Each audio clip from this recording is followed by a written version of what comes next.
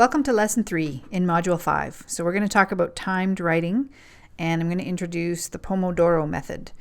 So this is a method of doing any activity really, but it's very often applied to writing, created by a fellow called Francesco Cirillo.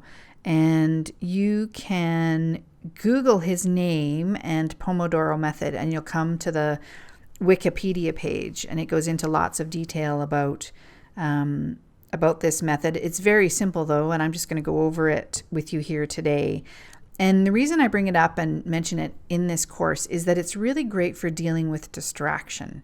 So very often we live in a really distracting world with all the bells and whistles that are going off on our phone and our computer, and that sort of constant obligation to be available to everybody all the time. And I think this method, this strategy really deals with that distraction well.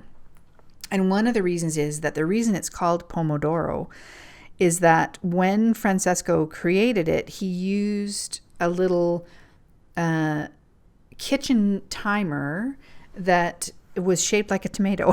So, and Pomodoro means tomato in Italian. So, those little timers that you can turn, little kitchen timers, sometimes they're shaped like an egg or some other cute thing, and you use them when you're cooking, obviously. So anyway, his was shaped like a tomato. So that's why this is called the Pomodoro Method. So here's what it looks like. You just do 4 timed writing sessions and then take a short break. And when you've done 4 of those in a row, then you take a longer break. And the thing that I really like about this method is there are specific instructions on Wikipedia about how long Francesco thought each of those timed writing sessions should be. But what I love about this is that it's so flexible.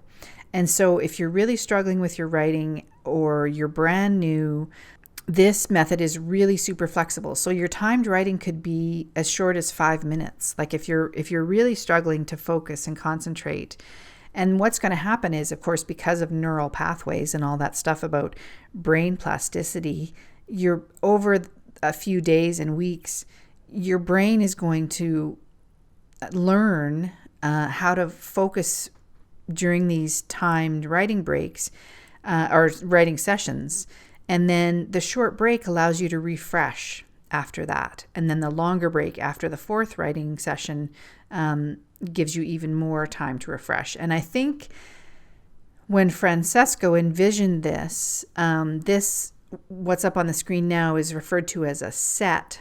And then he recommended doing 3 sets.